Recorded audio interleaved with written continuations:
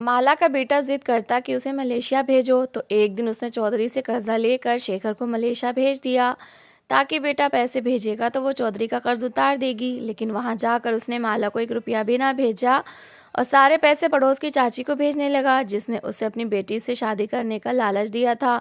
इधर माला कर्ज वापस न करने के कारण चौधरी के घर नौकरानी बनकर रहने लगी। 5 साल बाद शेखर शादी करने के लिए वापस आया तो उसके पैरों के नीचे से जमीन निकल गई। उसकी मंगेतर तो, ये लो कमला, मैं तुम्हारे लिए खीर लेकर आई हूँ, माला अपनी पड़ोसन के घर में आते हुए बोली।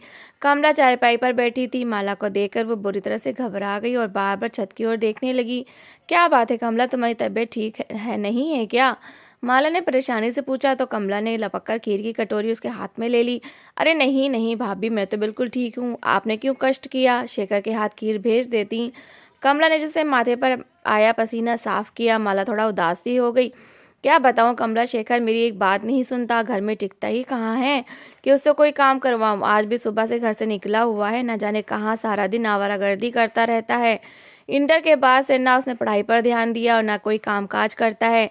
कह कहकर थक गई हूँ कि कहीं कोई काम काज कर लो। कपड़े सिलाई कर करके अब मेरी आंखों की रोशनी खत्म हो गई है।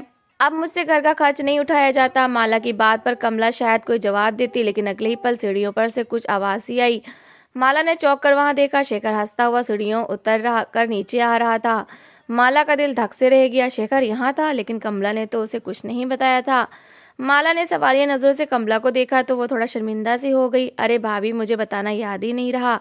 शेखर कुछ देर पहले ही आया था। ऊपर छत पर एक तार खराब हो गई है, वो बनाने गया था, कमला ने कहा तो माला संतुष्ट हो गई। शेखर भी माँ को देखकर थोड़ा सा घबरा गया था। माला उठ खड़ी हुई थी। गेट से निकलने से एक एक पल पहले माला की नज़र सीढ़ियों पर गई, जहां से कमला की बेटी उतरती हुई नीचे आ रही थी। वो 16-17 साल की सुंदर जवान लड़की थी, जिसने अपनी अदाओं से खुद को और भी कातिल बना रखा था। माला को उसे देखकर थोड़ा अजीब सा लगा। घर में रहते हुए भी वो नए कपड़े पहने हुए थी और उसने फुल मेकअप कर रखा था, यहाँ तक कि उसने बेटों बालों का स्टाइल भी बना रखा था। माला को कुछ समझ तो नहीं आया, मगर फिर भी वो बाहर निकल आई। घर आते ही वो कामकाज में लग गई, लेकिन शेखर बेताबी से आसपास मंडरा रहा था। क्या बात है शेखर, तुम किसी बात से परेशान हो क्या? माला ने कहा तो शेखर लपककर उसके पास आ गया। हाँ माँ, मैं चाहता हूँ कि आप कमला चाची से जाकर निशा का रिश्ता मेरे लिए मांगे। वो मुझे बहुत पसंद है और मैं उससे शादी करना चाहता हूँ। शेखर की बात पर माला हक्का बक्का रह गई। अच्छा, तो ये बात थी। आज छत पर वो तार ठीक करने नहीं बल्कि निशा से मिलने गया था। माला कुछ पल के लिए खामोश हो गई और फिर जब बोली तो उसकी आवाज में से गुस्सा झलक रहा था। रिश्ता मांग लूं जाकर? क्या कहूं कि मेरा निकम्मा बेटा जो कोई कामकाज नहीं करता, इसके लिए मुझे अपनी सुंदर सी बेटी का रिश्ता दे दो। पूरे गांव वाले कमला से उसकी बेटी का रिश्ता मांग रहे हैं, फिर वो तुम्हें रिश्ता क्यों देगी? कई बार कहा है कि कोई कामकाज कर लो, कुछ कमाना तो शुरू करो ताकि मैं तुम्हारा रिश्ता मांगू, माला ने कहा तो शेखर एकदम से गुस्से में भड़क उठा। उसने मेज पे पास रखा हुआ गिलास नीचे गिरा दिया। कमाई करो कमाई करो कमाई करो, हर समय यही कहती रहती हो। नौकरी मुझे मिलती नहीं, कारोबार करने के लिए तुम लोगों ने कुछ छोड़ा नहीं। अब पिताजी पहले ही मर गए और आपने सारी उम्र कपड़े सिलाई कर करके न जाने जो वो सारे पैसे कहाँ रख किए हैं। ऐसे खाली हाथ कोई कारोबार नहीं होते। शेखर हत्थे से उखड़ गया था। माला चौंक कर रह गई। शेखर के बदले वो तेवर वो काफी दिनों से देख रही थी। ओह, लेकिन जबान का इतना बुरा हो जाएगा, इसका माला को अंदाजा नहीं था। वो कुछ देर तो गुस्से में बकता रहा, फिर माला के पास आकर बैठ गया। अम्मा, यहाँ इंडिया में मेरे लिए कोई रोजगार नहीं है, आप मुझे कहीं से कुछ रुपयों की व्यवस्था कर दे। मैं मलेशिया जाना चाहता हूँ, वहाँ से मैं खूब सारा पैसा कमा कर भेजूंगा तो आपके भी दिन फिर जाएंगे और फिर मैं जिस लड़की से कहूँगा उससे मेरी शादी हो जाएगी। शेखर की बात पर माला भी सोच में पड़ गई थी। जानती थी शेखर जिद्दी है, एक बार जो बात कहता है वही करवा कर रहता है, लेकिन वो पैसों की व्यवस्था कहाँ से करेगी? शेखर के पास इसका भी जवाब था। आप गांव के चौधरी जी के पास जाओ, वो सबकी मदद करते हैं, हमारी भी कर देंगे। आप उनसे मेरी मलेशिया जाने का पैसा कर्जा ले लें, मैं वहां जाते ही आपको पैसे भेज दूंगा, आप आसानी से उनका कर्ज अदा कर देंगी। पर शेखर की बात पर माला सोच में पड़ गई। कह तो वो ठीक ही रहा था। उसकी बात मानकर वो उस शाम में ही चौधरी की हवेली में जा पहुंची। कॉटन का कड़कड़ाता हुआ सूट पहने चौधरी जी अपने ड्राइंग रूम में शान से बैठे थे। माला अंदर आई तो उन्होंने उसे नीचे बैठने का इशारा कर दिया। कहो क्या बात है, क्यों गार्ड्स के साथ अंदर आने के लिए झगड़ रही थी? चौधरी ने पूछा तो माला शर्मिंदा सी हो गई, लेकिन उसने हिम्मत करके चौधरी से कर्ज के लिए रुपए मांग ही लिए। चौधरी कुछ देर तो उसे ध्यान से देखता रहा, फिर सोचकर बोला, रुपए तो मैं तुम्हें दे दूंगा, लेकिन इसके बदले तुम्हें एक मेरी शर्त माननी होगी। तुम्हें लिख कर देना होगा कि जब तक तुम मेरा सारा कर्ज अदा नहीं कर देती, हवेली में बगैर कोई पैसा लिए काम करती रहोगी। चौधरी की बात पर माला चुप सी हो गई थी, लेकिन उसे पता था कि शेखरजादा भी हुआ तो 1 महीने के अंदर ही पैसे भेज देगा।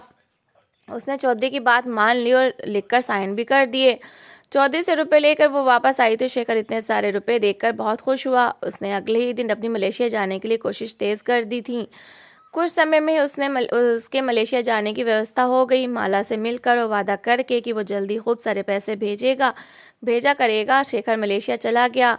माला जैसे तैसे करके कपड़े सीख कर अपना गुजारा तो करती रही। 1 महीना गुजर गया, लेकिन माला का इंतजार ही रहा।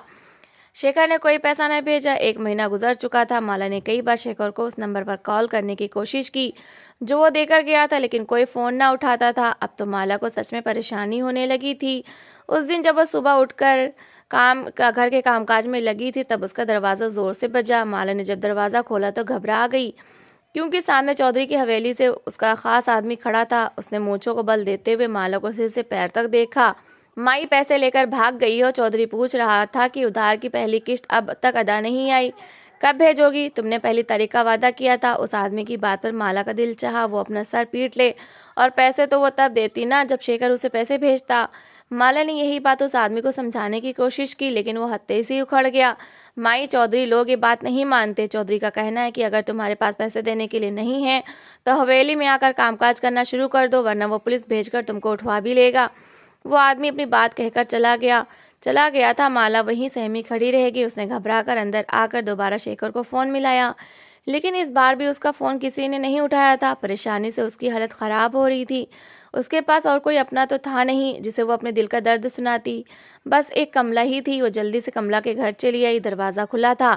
अंदर से कमला की चहकती हुई आवाज़ सुनाई दे रही थी, निशा, आज तो मटर पनीर बनाना, खबरदार जो दाल बनाई, बल्कि घर से सारी दालें उठाकर बाहर गली में डाल दो, चिड़िया खा लेंगी। माला हैरान हुई। कमरे में पहुंची तो कमला ने भी उसे देख लिया था।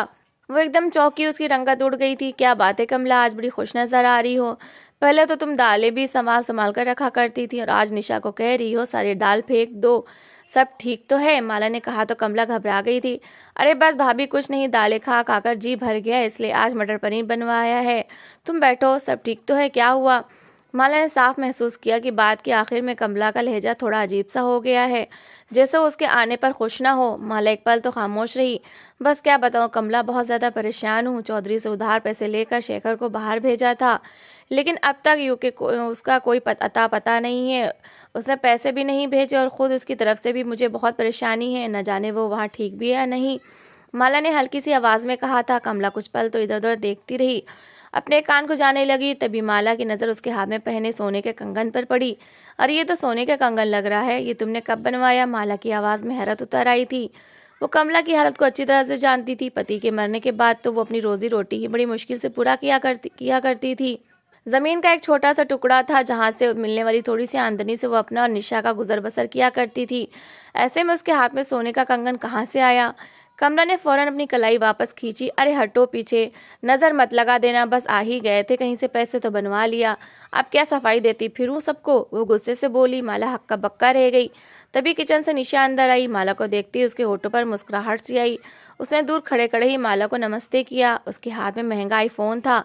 कपड़े और मेकअप भी बता रहा था कि उसने खुद पर खूब खर्चा किया है। माँ से खाना किस तरह बनाना है पूछकर निशा दोबारा किचन में चली गई थी।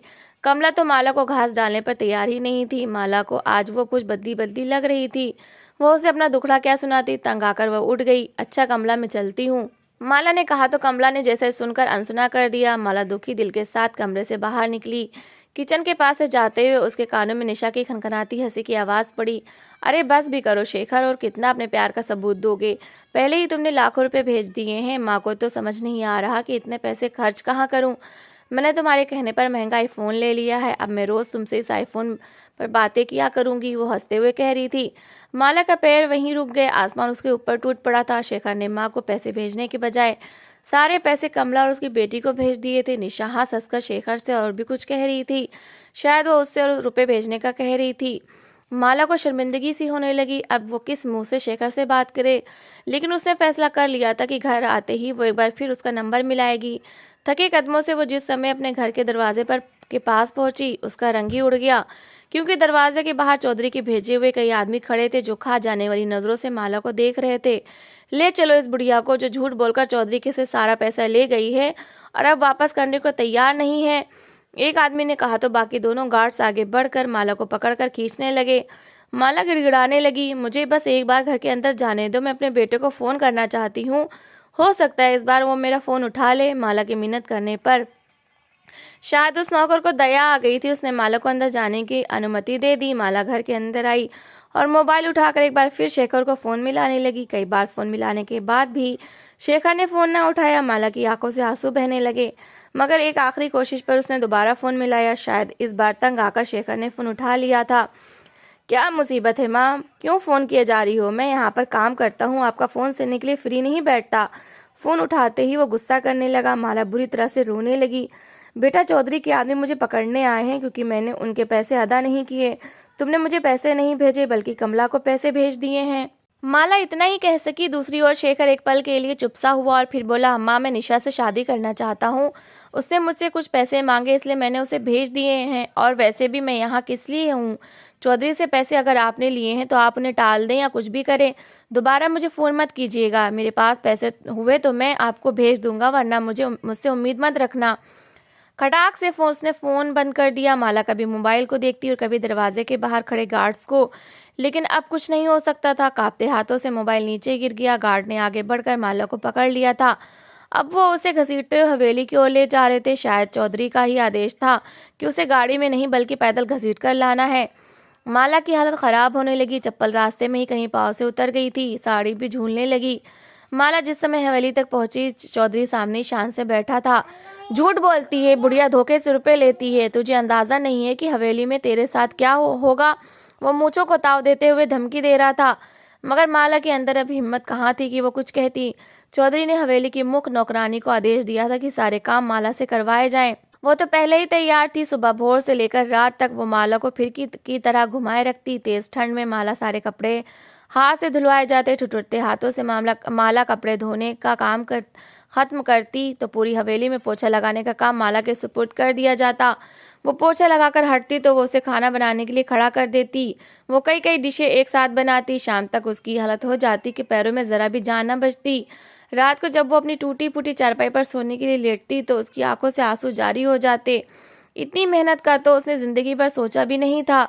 उसकी बूढ़ी हड्डियों में तो अब इतनी ताकत भी नहीं थी। न जाने उसका बेटा इतना नकारा क्यों निकला था। माला शेखर को याद करके रोती रहती। उसके बाद भी उसने कई बार फोन करने की कोशिश की, लेकिन शेखर ने दोबारा उसकी कभी कॉल ना उठाई। धीरे धीरे दिन गुजरने लगे। माला भी जान तोड़ मेहनत की आदी होती चली गई। शेखर को तो जैसे वो भूल ही गई थी। दूसरी ओर शेखर अपनी जिंदगी में मगन था।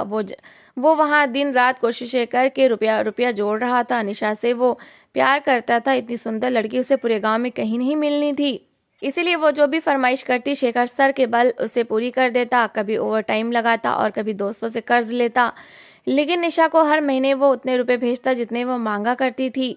दूसरी ओर कमला अब बहुत खुश रहने लगी थी। उसने अपने टूटे फूटे मकान को दोबारा से बनवाया था। गांव में अब हवेली के बाद दूसरा शानदार मकान कमला का ही था। लोग आश्चर्य करते कि आखिर कमला के पास इतनी धन दौलत कहाँ से आ गई थी, लेकिन जो भी उसकी जवान और सुंदर बेटी को देखता उसे अंदाजा हो जाता कि आखिर ये पैसा कहाँ से आ रहा है। कमला की बेटी निशा का संबंध गांव के हर दूसरे लड़के से था। वो थी ही इतनी सुंदर कि हर कोई अपनी जान माल हथेली पर रखे उसके आगे पीछे मंडराता रहता था। गांव के लड़कों में तो उसे कोई खास रुचि नहीं थी, पर माल वो सबका झपट लिया करती थी। कमला ने बेटी को इसी पर काम पर लगा रखा था। शेखर ये समझता था कि निशा बस उसी की है। हालांकि दिन में कई लड़के निशा के घर पहुंचे होते थे, जिन्हें वो बस अपनी एक झलक दिखाकर घर के अंदर गायब हो जाती। उसके प्यार में गिरे और उससे शादी करने के लिए सभी लड़के निशा को महंगे उपहार दिया करते थे और उसकी माँ को भी खुश करने की कोशिश करते रहते थे।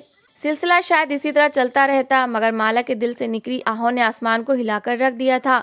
हवेली में लगातार काम करने के कारण उसकी आंखों की रोशनी कमजोर हो चुकी थी और घुटने जवाब देने लगे थे। 5 साल का समय बीत चुका था जब विदेश में काम करते शेखर का एग्रीमेंट पूरा हो गया। अब तक वो लाखों रुपए निशा को भेज चुका था। अपने बैग को पैक करते हुए बहुत खुश था कि अब आज जब निशा को पता चलेगा कि मैं वापस आ गया हूँ और शादी के लिए बिल्कुल तैयार हूँ तो वो कितनी खुश होगी। कितने समय से तो वो मुझसे कह रही है कि मुझे वापस आ जाना चाहिए क्योंकि वो मुझसे शादी करना चाहती है। शेखर दिल ही दिल में सोचते हुए मुस्कुरा रहा था। उसने निशा को अपनी वापसी का नहीं बताया था, बल्कि वो वापस जाकर उसे सरप्राइज देना चाहता था। एक दोस्त ने पूछा भी कि अब वापस जाकर वो क्या काम करेगा, तो शेखर मुस्कुरा उठा। मैंने अपनी होने वाली पत्नी को कह रखा है कि मेरी भेजी हुई पूंजी में से एक बड़ा हिस्सा अपने पास जमा करती रहे। मैं उन पैसों से जाकर कोई बिजनेस कर लूंगा और मेरे दिन बदल जाएंगे। अब मुझे ये मेहनत करने की कोई ज़रूरत नहीं। शेखर ने मुस्कुराते हुए कहा और बैग उठाकर बाहर निकल आया। फ्लाइट छोटी थी, वो जल्दी इंडिया पहुंच गया। अपने मोहल्ले में जाते ही वो सबसे पहले अपनी माँ के घर गया, क्योंकि वो कपड़े बदलना चाहता था, लेकिन दरवाजे पर ताला था। वो थोड़ा हैरान सा हुआ, लेकिन उसका अगला ठिकाना कमला का घर था। कमला के घर के दरवाजे पर पहुंचते ही वो हैरान रह गया। ऐसा शानदार और आलीशान मकान बना हुआ था। शेखर ने हैरान होते दरवाजा बजाया। थोड़ी देर के बाद दरवाजा खुल गया। सामने ही कमला खड़ी थी। कमला ने शेखर का चेहरा देखा तो बौखला उठी। अरे शेखर, तू इतनी जल्दी वापस आ गया?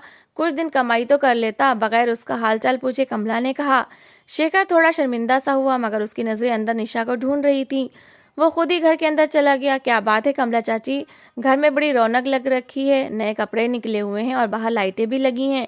क्या कोई खास दिन है आज? शेखर की बात पर कमला मुस्कुरा उठी। अरे हाँ, निशा ने तुम्हें बताया नहीं, आज रात उसकी मंगनी है चौधरी के बेटे के साथ। बस ये सारी तैयारी इसीलिए चल रही है, कमला चाची मुस्कुराते हुए बोल रही थी। साथ ही वो नौकरों को बताने लगी कि फलों को और फूलों की टोकरे उठाकर अलग अलग जगह पर रख दें। मगर शेखर तो अपनी जगह सकते में आ गया था। निशा की मंगनी, वो भी चौधरी के बेटे के साथ? ऐसा कैसे संभव है? वो एकदम चिल्लाया। ऐसा कैसे हो सकता है? निशा सिर्फ मेरी है। पिछले 5 सालों से मैं अपनी कमाई की सारी पूंजी उसे भेज रहा हूँ। मैं उससे शादी करना चाहता हूँ। वो भी मुझसे शादी का वादा कर चुकी है और उसने तो मुझे अपनी मंगनी का कुछ नहीं बताया। ये सब झूठ है, वो चिल्लाने लगा। तभी अंदर से निशा बाहर निकल आई। वो पहले से बढ़कर सुंदर हो गई थी। महंगे प्रोडक्ट्स इस्तेमाल करने से उसकी स्किन खूब निखर आई थी। चिल्ला क्यों रहे हो जाहिल आदमी? अगर तुमने मुझे पैसे भेजे तो अपनी मर्जी से भेजते रहे हो। मैंने तुमसे कभी पैसे नहीं मांगे। अपनी शक्ल और सूरत तो देखो। बाहर काम कर करके जो थोड़ा बहुत रंग रूप था तुम्हारा, वो भी खत्म हो चुका है। चौधरी का बेटा तुम्हारे मुकाबले में कई गुना ज्यादा हैंडसम भी और अमीर भी। अब मुझे तुमसे कोई संबंध नहीं रखना, और खबरदार जो मेरी शादी तोड़वाने की कोशिश की, निकल जाओ यहाँ से। निशा ने ऐसा रंग बदला था कि शेखर हैरान रह गया। पिछले 5 साल से उसने जो कमाया था निशा को भेजा था, लेकिन अब तो वो उससे शादी करने तक से इनकार कर रही थी। और वो जो रुपए तुम्हें जमा करने के लिए भेजता था वो कहाँ है? शेखर ने लड़खड़ाती आवाज में कहा। तो निशा एकदम हंस पड़ी। क्या सबूत है तुम्हारे पास कि तुमने मुझे कोई रुपया दिया है? मेरे पास तुम्हारे कोई पैसे नहीं है। मेरा होने वाला पति मुझ पर जान छिड़कता है। अगर तुमने ज्यादा मेरे घर में तमाशा करने की कोशिश की तो वो अभी तुम्हें उठाकर ऐसी जगह फेंकवाएगा कि कभी तुम्हें सूरज देखना नसीब नहीं होगा। इसलिए यहाँ से चले जाओ। निशा नफरत से सर झटकते हुए अंदर कमरे में बढ़ गई थी।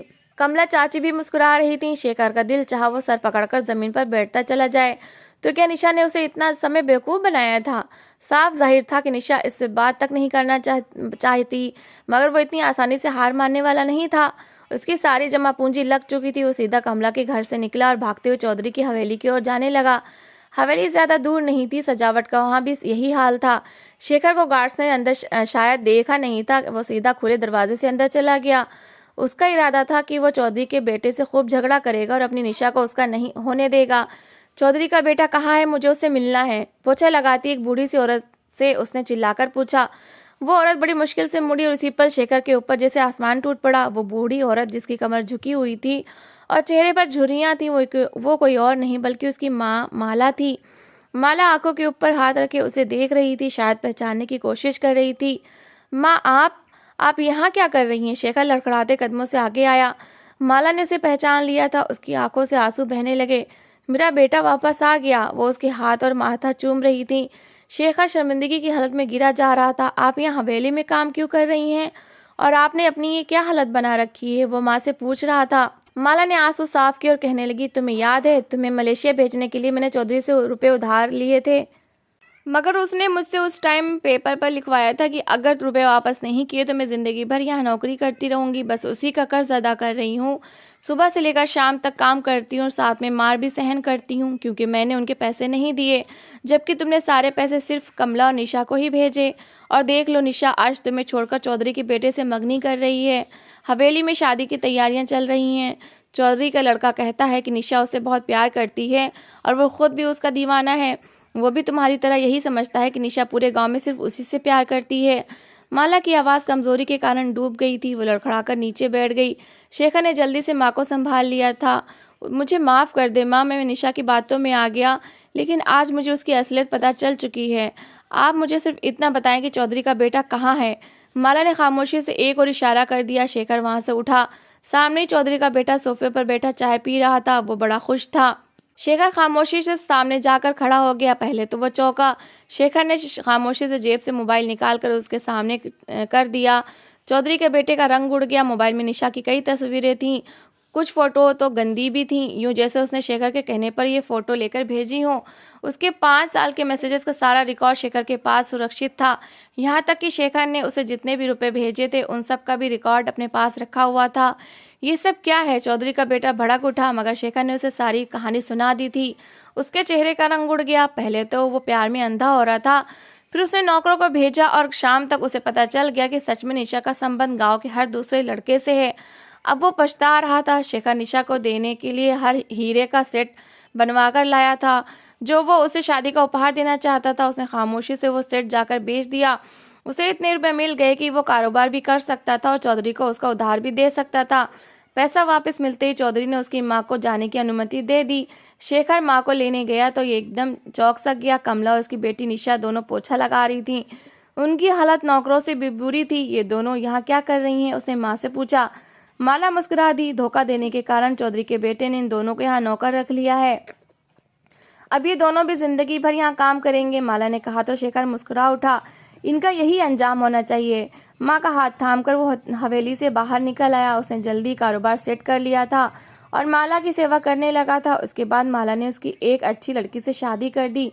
कमला और निशा की कहानी बीते समय के याद बन चुकी थी। तो दोस्तों, इस कहानी को लेकर आपकी क्या राय है कमेंट बॉक्स में ज़रूर बताएं। और अगर आपको हमारी आज की कहानी अच्छी लगी हो तो प्लीज़ इसे लाइक ज़रूर करें। अगर आपने अभी तक हमारे चैनल को सब्सक्राइब नहीं किया तो ज़रूर कर लीजिए। तो मिलते हैं ऐसी ही एक मोटिवेशनल कहानी के साथ। Thanks for watching.